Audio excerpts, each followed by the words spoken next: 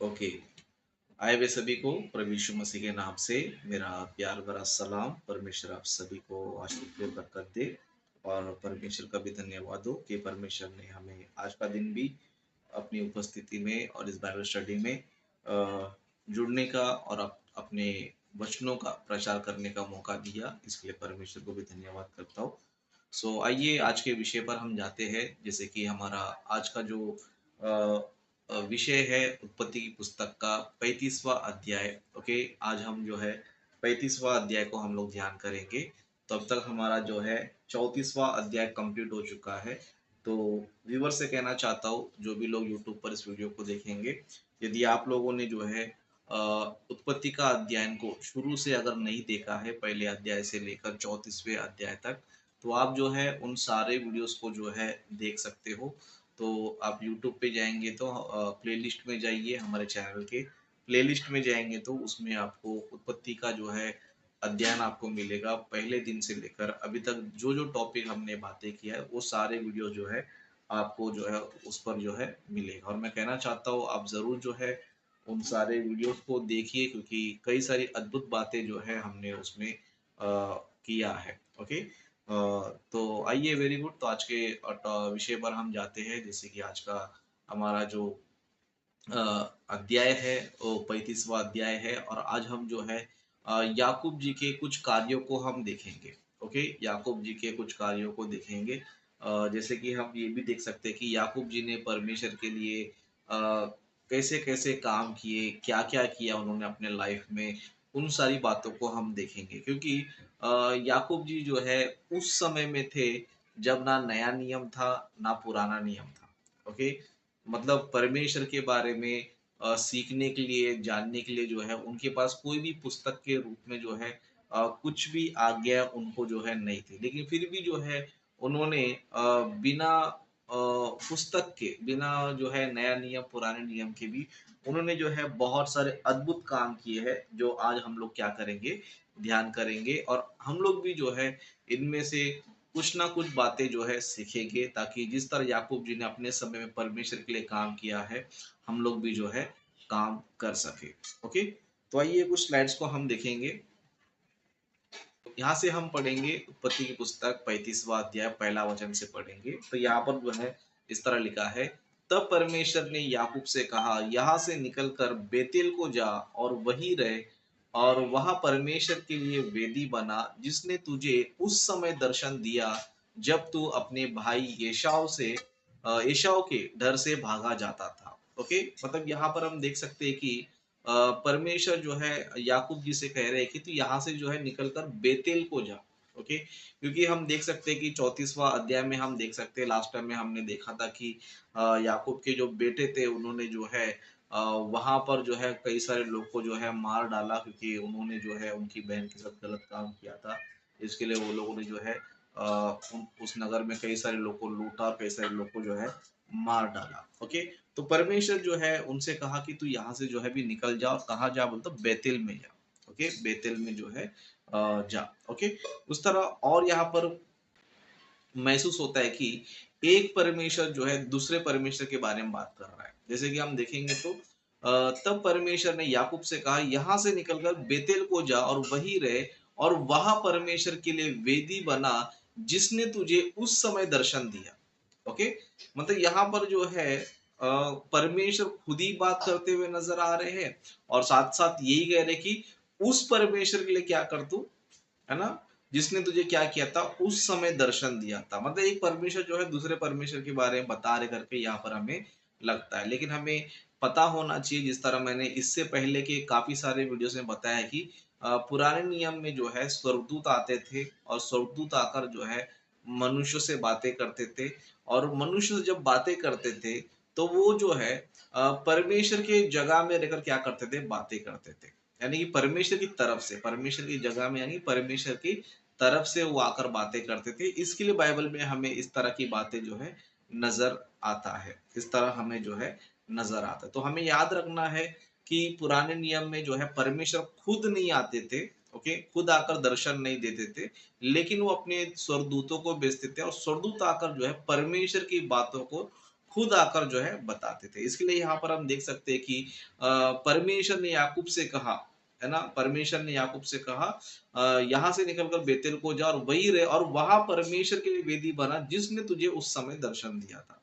तो यहाँ पर 2 परमेश्वर नहीं है, एक जो है स्वर्गदूत ही है जो परमेश्वर की बातों को बताने आया था। तो इस चीज़ को जो है आपको क्लियर करके लेना है। ओके, उसका दूसरा वचन में देखेंगे, तब याकूब ने अपने घराने से और उन सब से भी जो उसके संग थे कहा, तुम्हारे बीच में जो पराये देवता है उन्हें निकाल फेंको, अपने-अपने को शुद्ध करो और अपने वस्त्र बदल डालो। मतलब यहाँ पर जो है याकूब ने एक अच्छा काम किया या फिर लोग को जो है तैयार किया, लोगों को क्या किया? तैयार किया। मतलब याकूब ने क्या किया पता है? अपने घराने से मतलब याकूब के पास जितने भी सारे लोग थे, उन सबसे कहा कि तुम्हारे बीच में जो पराये देवता है ना? क्योंकि याकूब के संग जो है जो लोग आए थे, उनमें बहुत से लोग ऐसे भी थे कि जो क्या करते थे अभी भी जो है पुराने देवी-देवता क्या करते थे? मानते थे। ओके, पुरानी देवी-देवता क्या करते थे? मानते थे। लेकिन याकूब ने यहाँ पर एक अच्छा काम किया कि उन सभी को जो है मूर्ति पूजा से क्या किया? बचाया उनको। ओके, उनको जो है उनके जो झूठे देवता थे उनसे क्या किया? उनको बचाया और उनको जो है एक सही मार्ग क्या किया? उनको बताया। इसके लिए याकूब जी ने कहा कि तुम्हारे बीच में पराये देवता है।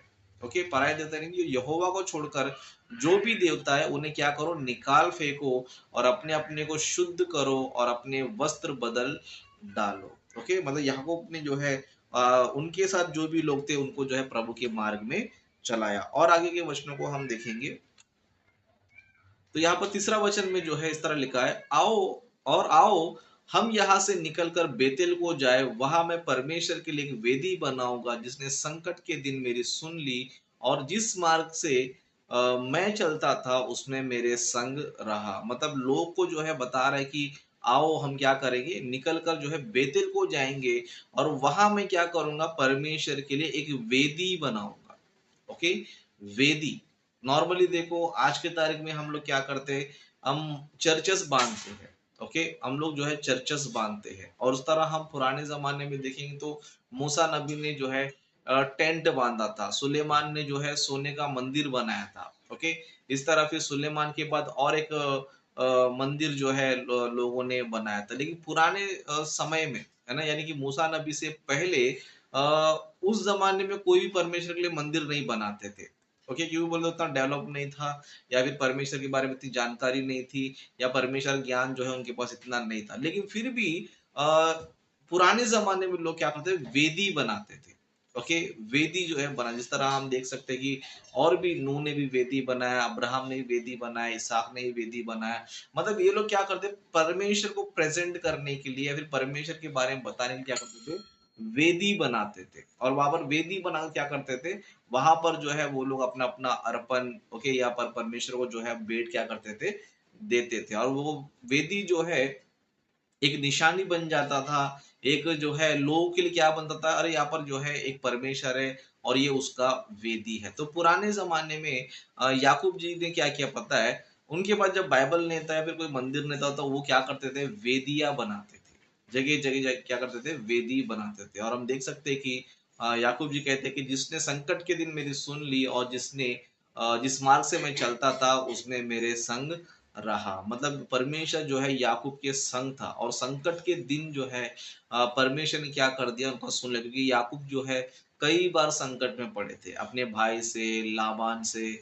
ओके, कई बार जो है ना संकट में पड़े थे, लेकिन परमेश्वर ने क्या किया, उनको हर बार जो है उन्होंने क्या किया, बचाया। ओके, उनको जो है बचाया। ओके, आगे हम देखेंगे 14 वचन में, इसलिए जितने पराये देवता उनके पास थे और जितने कुंडल उनके कानों में थे उन सभी को उन्होंने याकूब को दिया और उसने उनको उस बांज वृक्ष के नीचे जो शकेम के पास है गाड़ दिया। मतलब याकूब जी ने क्या कर दिया, वो जितने भी देवता उनके पास थे, ओके, जितने भी देवता उनके पास थे और साथ ही साथ उनके कानों में है ना जो भी उनके पास चीजें थी उन सभी को क्या कर दिया, उसने निकाल कर जो है क्या कर दिया, एक बांज वृक्ष के नीचे क्या कर दिया, शकेम के पास जो है ना गाड़ दिया। ओके, मतलब जो भी मूर्ति पूजा था सब निकाल के जो है उसने क्या कर दिया, अपने घर से खाली कर दिया। यानी कि उनके पास जो भी लोग थे उनके पास से जो है उन्होंने क्या कर दिया, इन सारी मूर्ति पूजा या फिर ये सारी मूर्ति क्या कर दिया, निकाल दिया। हमें भी जो है परमेश्वर की कोई मूर्ति बनाकर आराधना करने की ज़रूरत नहीं है। ओके, बहुत से लोग जो है मसीह में आने के बाद भी, ओके, मसीह में आने के बाद भी मूर्ति पूजा को छोड़ते नहीं हैं। ओके, अन्य जाति में थे तभी मूर्ति पूजा करते थे, लेकिन मसीह में आने के बाद यीशु का मूर्ति बना क्या करते हैं, पूजा करते हैं। लेकिन मैं बताना चाहता हूँ ये बहुत गलत है। ओके, क्योंकि परमेश्वर जो है मूर्ति पूजा से सख्त नफ़रत करता है, इसके लिए मूर्ति पूजा से जो है हम सभी को बचना चाहिए, दूर रहना चाहिए और इन सभी को जो है हम लोग जो है आराधना के लिए बिल्कुल भी जो है इस्तेमाल करना नहीं चाहिए। और उस समय में हम देख सकते हैं कि लोगों ने क्या कर दिया, लोगों ने जो है अपने-अपने देवताओं के कई सारे मूर्ति बनाए थे, कई सारी चीज़ों को बनाया, तो परमेश्वर ने क्या किया उन सभी को निकालने के लिए जो है परमेश्वर ने जो याकूब के द्वारा क्या किया, वो सारे काम जो है किया। हम लोग भी जो है घर में जो है जीसस क्राइस्ट की मूर्ति लाकर, फ़ोटो लाकर पूजने की ज़रूरत बिल्कुल भी नहीं है। हाँ, अगर आप लोग जो है नॉर्मली जो है आप बस एक सुसमाचार बताने के उद्देश्य से अगर आप रखते हो, जैसे कि आज हम देख सकते हैं कई सारे लोग घर में वचन लगाते हैं, है ना? कोई ना कोई फ़ोटो लगाकर जो है उसके बाजू में वचन होता है। तो इस तरह का अगर आप सुसमाचार के उद्देश्य से उसको रखते हो तो उसमें कोई गलत नहीं है, लेकिन आपको पूजा करना नहीं है। ओके? बहुत से घरों में अच्छे-अच्छे कैलेंडर्स होते हैं, उनमें यीशु मसीह का फ़ोटो भी रहता है और साथ ही साथ उसके बाजू में वचन भी रहता है। ओके? तो उससे क्या होता है, जो भी हमारे घर में मेहमान आते हैं, जो भी लोग आते हैं, उनको पता चलता है कि हाँ, ये लोग प्रभु यीशु को मानते हैं और ये लोग बाइबल को फ़ॉलो करते करके इस तरह लोगों को पता चलता है। तो इस तरह सुसमाचार बताने के उद्देश्य से अगर घर में आप यीशु का फ़ोटो लाकर उसके नीचे ओके, आप वचन लगाते हैं तो उसमें कोई प्रॉब्लम नहीं, आप लोग कर सकते हो, लेकिन पूजा आपको नहीं करना है। किसी फ़ोटो का, किसी चित्र का आपको बिल्कुल ही पूजा नहीं करना है। इसके लिए यहाँ पर हम देख सकते हैं याकूब ने क्या कर दिया, उनके जो पराये देवता थे, उनके सब कुछ जो है निकाल के जो है फेंक दिया, यानी कि बांज वृक्षों के नीचे क्या कर दिया, उनको गाड़ दिया। ओके, उसके बाद हम देखेंगे 5वाँ वचन में, तब उन्होंने कुछ किया और उनके चारों ओर के नगर निवासियों के मन में परमेश्वर की ओर से ऐसा भय समा समा गया कि उन्होंने याकूब के पुत्रों का पीछा ना किया। मतलब यहाँ पर हम देख सकते हैं कि याकूब जी बहुत बड़े संकट में थे। क्यों बोलेगा तो, क्योंकि याकूब के बेटे ने जो है 34 अध्याय में क्या किया था, उस नगर में जाकर शेकेम को, हामोर को और वहाँ के कई सारे लोग क्या करते हैं, उसने मार दिया था और कई सारी चीज़ों को लूट भी लिया था। लेकिन परमेश्वर ने ऐसा काम किया है कि उनके मनों में क्या करता है, भय समा दिया, मतलब डर पैदा कर दिया उनके अंदर, ताकि ये लोग क्या नहीं कर सके, याकूब का जो है पीछा ना कर सके। मतलब यहाँ पर हम देख सकते हैं कि जो अच्छा इंसान होता है, जो अच्छा भक्त होता है, परमेश्वर क्या करता है, उसको बचाने के लिए क्या करता है, शत्रुओं के मन में भय भी जो है उत्पन्न जो है करता है। लेकिन हमें जो है ईमानदार होना ज़रूरी होता है, जिस तरह याकूब जी जो है ईमानदार थे। ओके, उस तरह और कुछ वचनों को हम देखेंगे। ओके, 6वाँ वचन में लिखा है, याकूब उन सब समय जो उनके संग थे कनान देश के लूज नगर को आया, वहाँ नगर बेतेल भी कहलाता है। मतलब जो बेतेल जो नगर है, ओके, उसके 2 नाम हैं, एक जो है लूज भी है और दूसरा जो है बेतेल भी है। जिस तरह हम नॉर्मली जो है इंडिया का नाम देखें तो इंडिया के कई सारे नाम हैं, ओके, इंडिया भी बोलते हैं, भारत भी बोलते हैं, हिंदुस्तान भी बोलते हैं, है ना? इस तरह कई सारे नाम जो है इंडिया के भी जो है हमें मिलते हैं। इस तरह यहाँ पर भी जो है बेतेल जो है उसके और एक नाम भी है जो लूज नगर है। ओके, लूज नगर। ओके, तो यहाँ पर लिखा है लूज नगर को आया, वह नगर बेतेल भी कहलाता है। ओके, उस नगर का नाम जो है 2 नाम है। लेकिन यहाँ पर हम देखेंगे तो 7वाँ वचन में यहाँ पर इस तरह लिखा है, वह उसने एक वेदी बनाई और उस स्थान का नाम एल बेतेल रखा। ओके, एल बेतेल यानी कि एल यानी कि परमेश्वर, ओके, बेतेल यानी कि एक नगर का नाम है, जगह का नाम है, लेकिन उन्होंने क्या कर दिया पता है, उस नगर का नाम ही परमेश्वर का कर दिया।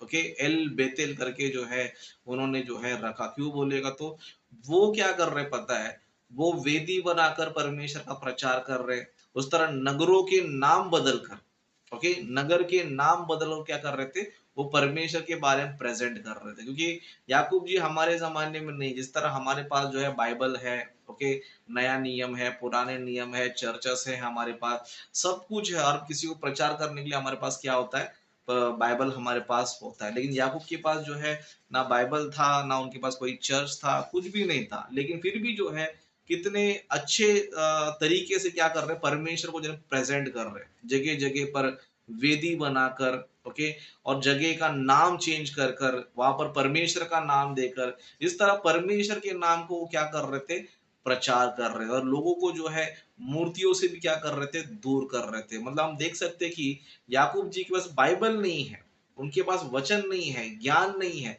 लेकिन फिर भी जो है परमेश्वर के बारे में इतने अद्भुत रीति से क्या कर रहे हो, प्रकट भी कर रहे और अपने लोग को जो है मूर्ति पूजा से क्या कर रहे, बचा भी रहे हैं। ओके, उस तरह और आगे देखेंगे तो 8वां वचन में, और रिबका की दूध पिलाने हारी दाई दबोरा मर गई और बेतेल के बांज वृक्ष के तले उसको मिट्टी दी गई और उस बांज वृक्ष का नाम अल्लोन बकुत रखा गया। फिर याकूब ने पद्दनराम से आने के पश्चात परमेश्वर ने दूसरी बार उसको दर्शन देकर आशीष दी। ओके, इस तरह कुछ बातों को देखेंगे 10 वचन से। और परमेश्वर ने उससे कहा, अब तक तो तेरा नाम याकूब रहा, पर आगे को तेरा नाम याकूब ना रहेगा, तू इज़राइल कहलाएगा। इस प्रकार उसने उसका नाम इज़राइल रखा। मतलब हम देख सकते हैं कि याकूब जी के 2 नाम थे। पहले एक नाम था याकूब, ओके, लेकिन परमेश्वर ने जो है वो नाम चेंज कर क्या किया, इज़राइल करके क्या किया, नाम रखा। इसके लिए हम देख सकते हैं कि हम बार-बार जो है पुराने नियम में इज़राइल, इज़राइल जो है पढ़ते रहते हैं, है ना? इज़राइल बहुत एक बड़ा नाम बन गया। ओके, बहुत बड़ा नाम बन गया। यहाँ तक देख सकते हैं कि आज की तारीख में जो पैलेस्टीन है, उसको भी लोग क्या करते हैं, अभी इज़राइल देश कहते हैं। मतलब उनको मान्यता मिल गई कि ये इज़राइल जो है देश है। मतलब याकूब जी का नाम जो है बहुत ही फ़ेमस है। बहुत बोल तो बहुत ज़्यादा जो है फ़ेमस है। ओके? क्योंकि याकूब जी जो है बहुत ही अच्छे इंसान थे, लेकिन लोगों ने जो है उनको धोखेबाज बना दिया। लोगों ने उनको जो है वो धोखेबाज थे, इसको धोखा दिया, उसको धोखा दिया, भाई को धोखा दिया, पिता को धोखा दिया, लाबान को धोखा दिया करके इस तरह कई सारे लोग जो है अनजाने में जो है याकूब का नाम बदनाम करते हैं। लेकिन याकूब का नाम सच में बहुत ही महान है और परमेश्वर ने उनका एक नाम दिया इज़राइल करके, जो आज हम देख सकते हैं पूरे वर्ल्ड में जो है बहुत ही फेमस जो है नाम है। ओके, उस तरह और आगे देखेंगे। फिर परमेश्वर ने उससे कहा, मैं सर्वशक्तिमान परमेश्वर हूँ, तू फूले फले और बढ़े और तुझसे एक जाति वरन जातियों की एक मंडली भी उत्पन्न होगी और तेरे वंश में राजा उत्पन्न होंगे। मतलब परमेश्वर ने जो है उनके फ्यूचर भी बता दिया। ओके, फ्यूचर जो है बता दिया कि तुझसे जो है एक बड़ी जाति, ओके, और एक मंडली उत्पन्न होगी। मतलब परमेश्वर ये बताना चाहते हैं कि तेरे जो वंश है वो बहुत ही बड़ा एक ग्रुप होगा, बहुत ही बड़ा एक मंडली होगा, जो आज हम देख सकते हैं कि इजरायली लोग जो है आज करोड़ों की तादाद में है। ओके, करोड़ों की जो है तादाद में है और परमेश्वर ने जिस तरह कहा था कि तेरे वंश में राजा भी उत्पन्न होंगे। ओके, हम देख सकते हैं कि कई सारे राजा जो है उत्पन्न हो गए। शाऊल था, दाऊद था, सुलेमान था, रहबाम था, इस तरह और भी अच्छे-अच्छे राजा जो है इज़राइल जाति में से जो है उत्पन्न हुए और सबसे महान राजा अगर कोई है तो वो कौन है? यीशु मसीह है। ओके? यीशु मसीह जो है वो राजाओं का राजा है। ओके? यीशु मसीह जो है राजाओं का राजा है। दुनिया का सबसे बड़ा राजा कौन है? यीशु मसीह है। ओके? उस तरह हम देख सकते हैं कि परमेश्वर ने जो भविष्यवाणी किया था याकूब जी के जीवन में जो है ना सारी बातें जो है ना सच साबित हुई। क्यों बोले तो बाइबल का जो परमेश्वर है सच्चा परमेश्वर है, झूठा परमेश्वर या काल्पनिक परमेश्वर बिल्कुल भी नहीं है। ओके, उस तरह और आगे जाएंगे 12 वचन में, और जो देश मैंने अब्राहम इसहाक को दिया वही देश तुझे देता हूँ और तेरे पीछे तेरे वंश को भी दूंगा। मतलब परमेश्वर ने एक प्लान पहले से करके रखा था कि अब्राहम को भी वो देश दूंगा, इसहाक को भी वो देश दूंगा और तुझे भी दूंगा और तेरे वंश को भी दूंगा। ओके, तेरे वंश, अभी तेरा वंश यहाँ पर कौन है बोलते इसमें यीशु मसीह भी है। मतलब यहाँ पर हमें परमेश्वर पहले से ही हमें ये बताना चाहता है कि यीशु मसीह जो है इज़राइल में से ही आएँगे और इसी देश में पैदा होंगे। ओके, यानी कि इज़राइल देश में ही पैदा होंगे। तो परमेश्वर ने जो है मसीह का जन्म कहाँ होगा करके ऑलरेडी जो है याकूब के समय में भी परमेश्वर ने क्या किया, बताया है। ओके, याकूब के समय में जो परमेश्वर ने जो है बताया। तो इस तरह हम देख सकते हैं कि याकूब जी ने जो है अपने जीवन में जो है बहुत सारे अच्छे-अच्छे काम उन्होंने किए हैं। जैसे कि हमने देखा कि उन्होंने सबसे पहली बात परमेश्वर जो-जो उनको बता रहे थे, जहाँ जाना है, कहाँ रहना है, उस तरह वो क्या कर रहे थे अपने लाइफ में क्या कर रहे थे, वो जीवन बिता रहे थे। हम भी जो है वही काम करना चाहिए, परमेश्वर हमें कौन से मार्ग में चलना चाहिए, कौन से मार्ग में जाना चाहिए, हम भी जो है वहीं पर जाना चाहिए, वहीं पर भी हम रहना चाहिए और जहाँ कहीं भी रहते हैं तो वहाँ पर परमेश्वर के नाम को क्या करना चाहिए, महिमा करना चाहिए, परमेश्वर के नाम को वहाँ पर प्रकट करना चाहिए, ओके? परमेश्वर के नाम को हम लोग जो है प्रकट करना चाहिए और लोगों को जो है झूठे देवताओं से बचाना चाहिए, ओके? मूर्ति पूजा से बचाना चाहिए और उनको जो है हम लोग क्या करना चाहिए, मसीह में लाकर उनको पवित्र करना चाहिए और उनके वस्त्रों को जिस तरह हमने देखा कि याकूब ने कहा तुम्हारे वस्त्रों को भी चेंज करो, तो मसीह में भी जो है हम क्या करना चाहिए, लोगों के वस्त्र बदलना चाहिए। वस्त्र यानी कि यहाँ पर कहने का मतलब है पर काम, ओके? पुराने कामों को छोड़कर नए कामों को धारण करना, ओके? जिस तरह जो लोग बपतिस्मा लेते हो मसीह को धारण कर लेते हैं, तो जो ने अच्छे काम करते हैं उस पे क्या करना, उनको तैयार करना। तो इस तरह याकूब जी ने जो है अपने समय में किया है, तो आज का जो है हमारा समय है, हमारा दौर है, तो परमेश्वर ने हमें एक अच्छा बाइबल स्टडी दिया है जहाँ पर हमें परमेश्वर का काम कैसे करना चाहिए, वचन को कैसे पढ़ना चाहिए, कैसे सीखना चाहिए। तो हम लोग जो है यहाँ पर ईमानदारी से लेकर क्या करना चाहिए, परमेश्वर के काम को करना चाहिए, परमेश्वर के काम को करना चाहिए। लेकिन हम देख सकते हैं कि बहुत सारे लोग जो ना ईमानदारी से नहीं है, ना उनके अंदर नम्रता है, ना उनके अंदर दीनता है, ना अपने आप को छोटा बनाते हैं, ओके? और प्रभु में जो है इतने पीछे रहते हैं कि उनको धक्का मार मार के आगे बढ़ाना पड़ता है, ओके? धक्का मार मार के जो है आगे बढ़ाना पड़ता है। तो मैं कहना चाहता हूँ परमेश्वर जो है हमें अच्छा मौका दिया, तो हम लोग नम्र बनकर दीन बनकर परमेश्वर काम को अच्छे से करना चाहिए, ओके? हम लोग ऐसे नहीं कि हमको फोन करके बुलाएंगे तो बाइबल स्टडी में आएंगे, प्रार्थना में आएंगे, प्रभु को काम करेंगे, ऐसे लोग मत बनो, क्योंकि ऐसे बनने से परमेश्वर आपकी भक्ति को एक्सेप्ट बिल्कुल भी नहीं करेगा। लेकिन परमेश्वर काम इस तरह करो कि आपको बोलने की जरूरत नहीं, आप खुद जो है परमेश्वर का सारा काम करते रहो, अच्छे से जो है करते रहो। लेकिन हम देख सकते हैं कि जो पुराने लोग थे अभी आते नहीं है, क्यों नहीं आते, किस लिए नहीं आते, वो उनका तो प्रॉब्लम भी हमें पता नहीं है क्या नहीं, और वो लोग बताते भी नहीं है, ओके? बताते भी नहीं। हमने ऑलरेडी लोगों से कहा था कि कुछ भी अगर प्रॉब्लम होता है तो आप लोग हमें फ़ोन करके बताइए या फिर जो भी समस्या है हमें बताइए, ताकि हमको पता चले कि आप क्यों नहीं जुड़ रहे हो, किस लिए नहीं जुड़ रहे हो, है ना? लेकिन लोग जो है बताना ही पसंद नहीं करते हैं और प्लस जो है आते भी नहीं हैं और क्या करना पड़ता है, उनको फ़ोन करना पड़ता है, उनको ये करना पड़ता है, वो करना, तब जाके वो लोग जो है प्रभु में जो है आते हैं, फिर कुछ दिन में फिर वही नाटक करते हैं। ओके? आते हैं फिर वही नाटक करते हैं, ओके? लेकिन याकूब जी को देखिए, ना उनको कोई फ़ोर्स करने वाला था, ना उनको कोई समझाने वाला था, ना उनको कोई रास्ता बताने वाला था। परमेश्वर जिस तरह उनको कह रहे थे, वो सारे काम वो कर रहे थे। लेकिन आज हमारे पास परमेश्वर का वचन भी है, परमेश्वर का मार्ग बताने वाला सेवक भी है, लेकिन हम लोग ऐसे हैं कि भाई मैं तो चुपचाप बैठे रहूँगा, मुझे सिर्फ़ धक्का मारते रहो, तो ही मैं क्या करूँगा, आगे बढ़ूँगा, नहीं तो नहीं बढ़ूँगा। ओके?